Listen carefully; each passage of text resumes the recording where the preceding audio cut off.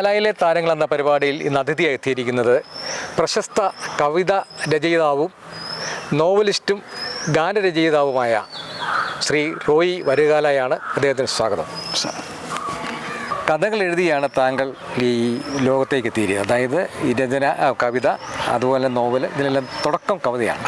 അതെ കഥയാണ്. കഥ കഴിഞ്ഞിട്ട് കഥയേക്കാൾ എനിക്ക് ശോഭിക്കുന്നത് കവിതയാണെന്ന് തോന്നിയിട്ടാണ് കവിതകളിലേക്ക് തിരിഞ്ഞത്. ഏകദേശം എത്രത്തോളം കവിതകൾ എഴുതിയിട്ടുണ്ടായിരിക്കും? പിന്നെ 600ഓളം കവിതകൾ എഴുതിയിട്ടുണ്ട്. ഇതെല്ലാം പുസ്തകമായിട്ട് പ്രസിദ്ധീകരിച്ചിട്ടുണ്ടോ?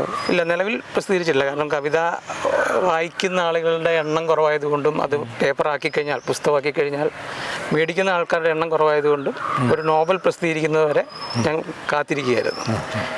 കഴിഞ്ഞ ഡിസംബറിലാണ് എം സ്വരാജാണ് ഇത് ഈ നോവൽ പബ്ലിഷ് ആദ്യത്തെ നോവൽ പരിത്യക്തരുടെ വിലാപം. ഇതെത്ര കോപ്പി ഇറങ്ങി? ഇത് 1500 കോപ്പി ഫസ്റ്റ് എഡിഷൻ. അത് ആളുകളുടെ ഇടയിൽ എന്ത് പ്രതികരണം കിട്ടിയത്? നല്ല രീതിയിലുള്ള വായനക്കാരെ കിട്ടി. കാര്യം ഇതിൻ്റെ പ്രധാനപ്പെട്ട വിഷയം നമ്മുടെ പാലായുമായി ബന്ധപ്പെട്ടിട്ടുള്ള കുറേയേറെ പ്രശ്നങ്ങൾ ഇതിനകത്ത്, അതായത് വാർദ്ധക്യം, ഒറ്റപ്പെട്ടു പോകുന്ന വാർദ്ധക്യം, നമ്മുടെ ഇവിടുന്ന് കുടിയേറ്റപ്പെട്ടു പോകുന്ന യുവജനങ്ങളുടെ പ്രശ്നങ്ങൾ, ഇതെല്ലാം ഇതിനകത്ത് പ്രതിപാദിക്കുന്നുണ്ട്. വൃദ്ധജനങ്ങളുടെ പ്രശ്നങ്ങൾ, അങ്ങനെ കുറേയേറെ കാര്യങ്ങൾ ഇതിനകത്ത് പറയുന്നുണ്ട്. മുത്തോലി എന്ന നമ്മുടെ പഞ്ചായത്തിനെ ബേസ് ചെയ്തിട്ടാണ് ഈ കഥ എഴുതിയിരിക്കുന്നത്. അപ്പോൾ ഇവിടെ നടക്കുന്നൊരു കഥ നോവലായിട്ടാണ്. അതിനെ ഇസ്രായേൽ പാലസ്തീൻ വിഷയവുമായിട്ട് ബന്ധപ്പെടുത്തിക്കൊണ്ട് ആണ് ഇത് എഴുതിയിരിക്കുന്നത്, ഇത് പബ്ലിഷ് ചെയ്യിപ്പിച്ചിട്ടുള്ളത്. അപ്പോൾ ഞാൻ ഈ 600 കവിതകൾ എഴുതിയിട്ടുണ്ടെന്ന് പറഞ്ഞു. ഇത് നഷ്ടമാണെങ്കിലും ലാഭമാണെങ്കിലും ആൾക്കാർ പോയി അതൊരു പുസ്തക സമാരമാക്കുന്നതിൽ നല്ലൊരു കാര്യമാണ്. തീർച്ചയായിട്ടും ആക്കുന്നുണ്ട്. അതാക്കിയാലല്ലേ ആളുകൾ ഇങ്ങനെയാണ്. കാരണം സ്കൂളുകൾ കുട്ടികൾക്ക് പഠിക്കുന്നതിനോ മറ്റുള്ള കാര്യത്തിന് എടുക്കാൻ പറ്റുന്ന കവിതകളാണെങ്കിലും പുസ്തകമായിട്ട് ഇറങ്ങിയല്ല നടക്കുള്ളൂ. ഇതെന്താണെന്ന് വെച്ചാൽ കവിതകൾ ഞാൻ ആദ്യമൊക്കെ എഴുതുമ്പോൾ ആനുകാലികങ്ങൾ അയച്ചു കൊടുക്കുമായിരുന്നു, മാതൃഭൂമി പോലെയുള്ള കലാകൗമുദിയൊക്കെ. അപ്പോൾ അന്നൊക്കെ അതിലൊരിക്കലും നമുക്ക് നല്ല രീതിയിൽ അത് പബ്ലിഷ് ചെയ്യപ്പെട്ട് എഴുതുന്ന ഒരു സംവിധാനം ഉണ്ടായിരുന്നില്ല. അപ്പോൾ അതുകൊണ്ട് ഫേസ്ബുക്ക് വന്നതിന് ശേഷമാണ് ശരിക്കും ഞാൻ അതിലേക്ക് ചെയ്യാൻ തുടങ്ങിയത്. അതുവഴി ശരിക്കും പവിത്രൻ തീക്കുനി എന്ന മലയാളത്തിൻ്റെ കവി എന്നെ തിരിച്ചറിയുകയും പാലായിൽ ഒരിക്കൽ വന്ന് കണ്ട് സംസാരിച്ച് അദ്ദേഹത്തിൻ്റെ തീമരത്തണൽ എന്നൊരു ഗ്രൂപ്പിലേക്ക്, സാഹിത്യ ഗ്രൂപ്പിലേക്ക് എന്നെ ആഡ് ചെയ്യുകയും ചെയ്തിട്ടാണ് എൻ്റെ ഒരു കവിത അതിൽ ആദ്യത്തെ കാവ്യ ചർച്ചയിൽ 10ാമത്തെ കവിതയായിട്ട് എൻ്റെ കവിത ചർച്ച ചെയ്യുകയും അങ്ങനെ ഒരു അറിയപ്പെടുന്ന മേഖലയിലേക്ക് ഞാൻ വരികയാണ് ചെയ്തത്. ഈ സിനിമയ്ക്ക് വേണ്ടി ഈയിടെ ചിത്ര വെച്ചൊരു ഗാനം ചെയ്തു എന്ന് പറയുന്നത്? അതെ, അതൊരു സിനിമയ്ക്ക് വേണ്ടി ചെയ്തതാണ്. അത് പ്രോജക്റ്റ് ഓണായിട്ടില്ല. അത് വൈക്കിംഗ് കായലിൻ്റെ തീരത്തിരുന്ന് ഞാൻ എഴുതിയൊരു കവിതയാണ്. അത് ആരെങ്കിലും പ്രശസ്തരായ ആൾക്കാരെ കൊണ്ട് പാടിപ്പിക്കണമെന്ന് ആഗ്രഹം വന്നിട്ട് മുരളിയപ്പാടത്ത് സംഗീത സംവിധാനം ചെയ്ത് അത് പാടിപ്പിച്ച് വെച്ചിരിക്കുകയാണ്. യൂട്യൂബിൽ അത് ഓൾറെഡി റിലീസ് ചെയ്തിട്ടുണ്ട്. സിനിമയ്ക്കിൻ്റെ പ്രോജക്റ്റ് ഓക്കെ ആയി കഴിഞ്ഞാൽ അത് സിനിമയ്ക്ക് വേണ്ടി അത് കൊടുക്കും. അതിൽ രണ്ടുപേര് പാടാൻ പറ്റും. പാട്ടിന് അത്ര താളത്ത് പാടാനായിട്ടുള്ള ബുദ്ധിമുട്ടുണ്ട്. പൊള്ളുന്ന ഗ്രീഷ്മത്തിൻ എന്ന് തുടങ്ങുന്ന വരികളാണത്. പാടാൻ എന്നെ നിർബന്ധിക്കരുത്. അപ്പോൾ ഈ നിരവധി ചെറിയ ഈ കവിതകൾ, ഈ ഗാനം എഴുതിയിട്ടുണ്ടെന്ന് പറഞ്ഞുണ്ട്. അപ്പോൾ അതിൽ ഏറ്റവും ഇഷ്ടപ്പെട്ട ഗാനം പരിശുദ്ധാത്മാവിന് വേണ്ടി എഴുതിയ ഞാനൊരു ഭക്തിഗാനമാണ്. അത് വളരെ ഹിറ്റായെന്ന് തോന്നുന്നു. വളരെ ഹിറ്റായതാണ്. അതിൽ 8 ലക്ഷം പേരോളം കണ്ട ഒരു ഗാനമാണ്. അത് എൻ്റെ ഒരു സുഹൃത്ത് മസ്കറ്റിൽ നിന്ന് ആവശ്യപ്പെട്ടിട്ട് എഴുതിയതാണ്. പരിശുദ്ധാത്മാവിൻ്റെ ഗാനം നിങ്ങൾ എഴുതണം, നിങ്ങൾ എഴുതി കഴിഞ്ഞാൽ നിങ്ങളുടെ ജീവിതത്തിൽ ഒരുപാട് മാറ്റം ഉണ്ടാവും, പ്രശസ്തിയിലേക്ക് വരും എന്നൊക്കെ ആവശ്യപ്പെട്ടിട്ട് അങ്ങനെ പരിശുദ്ധാത്മാവിൻ്റെ ഗാനം എഴുതിയതാണ്. അത് സത്യം പ്രകാശമായി നിറയണമേ എന്നർത്ഥം വരുന്ന വരികളാണ്. അസത്യം നിറയുന്ന കൂരിരുട്ടിൽ പ്രകാശമായി നീ നിറയണമേ എന്ന് തുടങ്ങുന്ന ഗാനമാണ്. അതൊരു മാനസിക വെല്ലുവിളി നേരിടുന്ന മനോജ് എന്ന് പറഞ്ഞൊരു തൃശ്ശൂരുകാരൻ ഗായകനാണ് അത് ആലപിച്ചത്. മുരളിയപ്പാടത്താണ് അതിൻ്റെ സംഗീത സംവിധാനം നടത്തിയത്. അതുകൊണ്ട് 8 ലക്ഷം പേരോളം അത് കേട്ടിട്ടുണ്ട്. അപ്പോൾ അത് കേട്ടിട്ടുള്ള ആളുകളുടെയൊക്കെ ഉള്ളിൽ പരിശുദ്ധാത്മാവ് നിറയുന്ന രീതിയിലുള്ള വരികളാണത്. ഈ നോവലിലും പരിത്യക്തയുടെ വിലാപം എന്ന് പേരിടാൻ തന്നെ കാരണം 122ാം സങ്കീർത്തനം പരിത്യക്തൻ്റെ വിലാപം എന്നുള്ള പേരിലാണ് സങ്കീർത്തനത്തിൽ അറിയപ്പെടുന്നത്. അത് ക്രിസ്തുവിൻ്റെ മരണസമയത്ത് ക്രിസ്തുവിൻ്റെ പ്രാർത്ഥനയായിട്ടാണ് വരുന്നത്. കൂടുതൽ ഭക്തിഗാനങ്ങളാണ് എഴുതുന്നത്. കൂടുതൽ ഭക്തിഗാനങ്ങളാണ്. ബൈബിൾ എന്നെ ഭയങ്കരമായിട്ട് സ്വാധീനിച്ചിട്ടുള്ള ഒരു ഗ്രന്ഥമാണ്. ഞാൻ 10th പഠിക്കുമ്പോഴാണ് ഉൽപ്പത്തി പുസ്തകം മുതൽ വെളിപാട് വരെ വായിക്കുന്നത്. അപ്പോൾ മുതലേ ഈ ബൈബിൾ ബിംബങ്ങൾ ശരിക്കും മനസ്സിൽ കയറിയിട്ടുണ്ട്. അപ്പം എൻ്റെ എഴുത്തിൽ ഏറ്റവും കൂടുതൽ ബൈബിൾ ബിംബങ്ങൾ കടന്നു വരുന്നു എന്ന് കണ്ടെത്തിയിട്ടുള്ളത് പവിത്രൻ തീക്കുനിയാണ്. അദ്ദേഹം തന്നെ അത് ഒരു അവതാരികയായിട്ട് എനിക്ക് എഴുതി തന്നിട്ടുണ്ട്, കവിത പ്രസിദ്ധീകരിക്കുമ്പോൾ ചെയ്യാൻ വേണ്ടിയിട്ട്. പക്ഷെ കവിതകൾ വായിക്കപ്പെടുന്നത് കുറവായതുകൊണ്ട് ഞാനത് തൽക്കാലം അതിൻ്റെ പ്രസിദ്ധീകരണം നിർത്തിവെച്ചിരിക്കുക. ആദ്യത്തെ ബുക്കാണിത്. അത് കഴിഞ്ഞ് അടുത്തത് കഥകളുടെ സമാഹാരം വരുന്നുണ്ട്. ഈ കവിത ഒരെണ്ണം നമുക്ക് വീഡിയോ ആയിട്ട് ചെയ്ത് കഴിഞ്ഞാൽ, നല്ലൊരു കവിത നമുക്ക് ചെയ്ത് കഴിഞ്ഞാൽ ഞാൻ ചെയ്യുന്നുണ്ട്. ഞാൻ ഒരു യൂട്യൂബ് ചെയ്യുന്നുണ്ട്. ആളുകളെ വെച്ച് അഭിനയിപ്പിച്ച് ചെയ്യുന്നത്, അഭിനയിപ്പിച്ചും അല്ലാതെയും ചെയ്യുന്നുണ്ട്. മറ്റുള്ള ആൾക്കാർ പാടി. നരേമ്പുലാപ്പറ്റ എൻ്റെ ഒരു കവിത ആലപിച്ചിട്ടുണ്ട്, പ്രവാസി എന്ന് പറഞ്ഞ കവിത.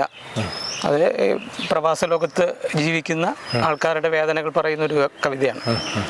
പ്രവാസികളെ പറ്റി എഴുതി. നിങ്ങൾ വിദേശത്ത് ജോലി ചെയ്തിട്ടുണ്ടോ? മസ്കറ്റിൽ 4 വർഷത്തോളം ജോലി ചെയ്തിട്ടുണ്ട്. അപ്പം പ്രവാസികളുടെ ബുദ്ധിമുട്ടുകൾ നമുക്ക് കൃത്യമായിട്ട് അറിയാം. അതുകൊണ്ടാണ് പ്രവാസികളെ പറ്റി കവിത എഴുതാൻ. അത് ഇതിൻ്റെ അകത്ത് പ്രവാസികളെ പറ്റി ഉണ്ടെന്നോ നോവലിലും? ഉണ്ട്, ഇതിനകത്തുണ്ട്. പ്രവാസ ജീവിതത്തെക്കുറിച്ചുണ്ട്. ഉണ്ട്. അതായത് നാടും വീടും വിട്ട് മറ്റു നാട്ടുകളിലേക്ക് പോകുന്ന ആൾക്കാരും അവരെ കാത്തിരിക്കുന്ന ഇവിടുത്തെ വീട്ടുകാരും. പക്ഷേ ഈയിടെ പല സംഭവങ്ങളും കണ്ടു. വിദേശത്ത് പോയി ജോലി ചെയ്ത് വർഷങ്ങളോളം ജോലി ചെയ്ത് വീട്ടിൽ ഇഷ്ടംപോലെ സമ്മതത്തോടെ മരിച്ചു കഴിഞ്ഞപ്പോൾ അവരുടെ ബോഡി ഏറ്റെടുക്കാൻ ഇവിടെ വീട്ടുകാരില്ലായിരുന്നു പറഞ്ഞിട്ടൊരു വാർത്ത ഉണ്ട്. അങ്ങനെയും സംഭവിക്കുന്നുണ്ട്. അതൊക്കെ വളരെ അപൂർവമാണ്. ഇപ്പോൾ നേരെ തിരിച്ചാണ്.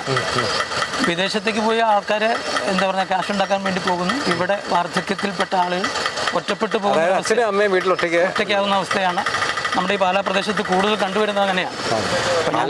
കേരളത്തിൽ തന്നെ അങ്ങനെ ആയി വരികയാണ്. അതിന് നമ്മുടെ കേരളം നേരിടുന്ന ഏറ്റവും ഭീകരമായൊരു പ്രശ്നമാണ്. അതിനെ ശരിക്കും പറഞ്ഞാൽ കലാകാരന്മാരായിട്ടുള്ള ആളുകളൊക്കെ അഡ്രസ്സ് ചെയ്യേണ്ട ഒരു വിഷയമായിട്ടാണ് ഞാൻ മനസ്സിലാക്കുന്നത്. പക്ഷെ അത് കേരളത്തിൻ്റെ പ്രത്യേക അവസ്ഥ വെച്ചാണല്ലോ കേരളത്തിലെ ആളുകൾ വിദേശ രാജ്യങ്ങളിൽ പോകുന്നത്. കാരണം വെച്ച് കഴിഞ്ഞാൽ കേരളത്തിലെ സാമ്പത്തികത ജീവിക്കാനോ ഉള്ള വരുമാനമാർക്കും ഉണ്ടാകാൻ പറ്റാത്തതുകൊണ്ടാണല്ലോ മക്കൾ. അതെ, അല്ലാന്ന് പറയുന്നില്ല. പക്ഷേ നമ്മൾ മനസ്സിലാക്കേണ്ടത് ഈ പ്രവാസ ലോകത്തേക്ക് പോകുന്ന ഒരാളും പൂർണ്ണമായ സംതൃപ്തിയോടുകൂടിയല്ല അവിടെ പോയി ജോലി ചെയ്യുന്നത്. കാര്യം അവിടെ ശരിക്കും ഒരു തൊഴിലാളികൾ മാത്രമാണ്. ഒരിക്കലും ഒരു മുതലാളി മനോഭാവത്തിലേക്ക് അവർ വളരുന്നില്ല. അവർ ജോലി ചെയ്യുന്നതിന് ഏറ്റവും അവിടെ എംപ്ലോയർ ഏറ്റവും പിഴിഞ്ഞു കൊടുക്കുന്ന സാലറി മാത്രമാണ് അവിടെ കിട്ടുക.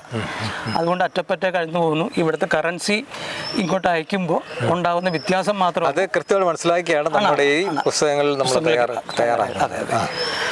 ഞാൻ വിശ്വസിക്കുന്നത് ബൈബിളിൽ താലന്തിൻ്റെ ഉമ്മയെ പറയുന്നത് പോലെ നമ്മുടെ കഴിവുകളിൽ ദൈവം നമ്മൾ നിക്ഷേപിച്ചിട്ടുള്ള കഴിവ്, പാടാനായിരിക്കാം, അല്ലെങ്കിൽ ചികിത്സിക്കാനായിരിക്കാം, ചിലപ്പോൾ അഭിനയിക്കാനാവാം, അല്ലെങ്കിൽ ഭക്ഷണം പാചകം ചെയ്ത് കൊടുക്കാനാവാം, അല്ലെങ്കിൽ അദ്ദേഹത്തെ പോലെ വീഡിയോഗ്രാഫി ചെയ്യുന്നവരിൽ ആവാം. അപ്പോൾ അത്തരം കഴിവുകൾ ജനറേറ്റ് ചെയ്ത് അതിൽ നമ്മൾ ഫലം കണ്ടെത്തുമ്പോൾ, പണം ഉണ്ടാക്കുമ്പോൾ, അതാണ് ഏറ്റവും സൗഭാഗ്യം നിറഞ്ഞ സംതൃപ്തി നിറഞ്ഞ ജീവിതം എന്ന് ഞാൻ കരുതുന്നു. ഇപ്പം കഥ എഴുതി, കവിത എഴുതി, പിന്നെ സിനിമയ്ക്ക് വേണ്ടി ഗാനം എഴുതി, നോവൽ എഴുതി, ഇങ്ങനെ പലതും എഴുതി. ഒരു സിനിമയ്ക്ക് വേണ്ടി തിരക്കഥ തയ്യാറാക്കാനുള്ള പ്ലാൻ ഉണ്ടോ? ഇതുവരെ ഇല്ല. അതുകൊണ്ട് ശ്രമിച്ചു നോക്കാവുന്ന കാര്യമില്ലല്ലോ. ശ്രമിച്ചു നോക്കാന്ന് വെച്ചാൽ ഞാൻ തിരക്കഥ എഴുതാൻ പഠിക്കുന്നത് MD-യുടെ തിരഞ്ഞെടുത്ത തിരക്കഥകൾ എന്നുള്ള തിരക്കഥ ഗ്രന്ഥം വായിച്ചിട്ടാണ്. അത് വായിച്ചാൽ എനിക്ക് ഒരിക്കലും ഒരു തിരക്കഥ എഴുതാൻ പറ്റില്ല. കാരണം MD എന്ന് പറയുന്നൊരു മഹാ അത്ഭുതമാണ് തിരക്കഥയിൽ. അപ്പോൾ അദ്ദേഹത്തെ പോലെ ഒരു തിരക്കഥ എഴുതുക, അല്ലെങ്കിൽ അതിനെ മറികടന്നൊരു തിരക്കഥ എഴുതുക എന്ന് പറയുന്നത് സാധ്യമല്ലാലും പറ്റില്ല. നമ്മൾ എഴുതുന്ന എന്തെങ്കിലും മറ്റാരെങ്കിലും തിരക്കഥയാക്കുന്നെങ്കിൽ ആക്കട്ടെ എന്ന് മാത്രമേ ഞാൻ. മലയാളത്തിൽ എഴുതുന്ന ഏറ്റവും ബെസ്റ്റ് തിരക്കഥകൾ എന്നും MD-യുടേതായിരുന്നു. പിന്നെ അത് കടന്നു വന്ന് ഞാൻ വിശ്വസിക്കുന്ന ലോഹിതദാസിൻ്റെയാണ്. പിന്നെ അത്തരം തിരക്കഥകളെ നമ്മൾ കണ്ടിട്ടില്ല എന്ന് തന്നെ പറയാം. ഭാഷയുടെ സാധ്യതകളെല്ലാം മുതലെടുത്തിട്ട് എഴുതിയിട്ടുള്ള തിരക്കഥകളാണ് MD-യുടേത്. തിരക്കഥയിലേക്ക് തൽക്കാലം കൈവെക്കുന്നില്ല. ചിത്രയുടെ ഒരു ഗാനം അതുപോലെ തന്നെ ഇനിയൊരു പുതിയ ഗാനങ്ങൾ ഇതേപോലെ തയ്യാറാക്കാൻ ഉണ്ട്. ഒരു ഭക്തിഗാനം എഴുതി വെച്ചിട്ടുണ്ട്. വചനമാകുന്ന ദൈവം എന്നാണ് അതിൻ്റെ പേര്. അത് മധുബാലകൃഷ്ണനെ കൊണ്ട് പാടിപ്പിക്കണമെന്നാണ് ആഗ്രഹം. അപ്പം അത് ഒരു ഇൻവെസ്റ്ററെ കാത്തിരിക്കുക. അതിനകത്ത് പ്രൊഡ്യൂസ് ചെയ്യാനായിട്ട് ഒരാൾ വന്നു കഴിഞ്ഞാൽ അത് മധുബാലകൃഷ്ണനെ കൊണ്ട് പാടിപ്പിച്ച് ചെയ്യണമെന്ന് ആഗ്രഹം. സംഗീത സംവിധായകൻ ആരാണെന്ന് ഞാൻ തിരയുന്നേ ഉള്ളൂ. ശരത്തിനെയാണ് മനസ്സിൽ പ്ലാൻ ചെയ്ത് വെച്ചിരിക്കുന്നത്. പറ്റുമെങ്കിൽ അത് ചെയ്യണം എന്നൊരു ആഗ്രഹമുണ്ട്. അപ്പം നോവല്, കഥകൾ, കവിതകൾ, പിന്നെ സിനിമാ ഗാനങ്ങൾ എന്നിവയെല്ലാം എഴുതി ശ്രദ്ധേയനായ റോയി പൈക ന്യൂസിന് വേണ്ടി ഇത്ര നേരം സമയം ചെലവഴിച്ചതിന് പ്രത്യേകമായി നന്ദി പറയുന്നു.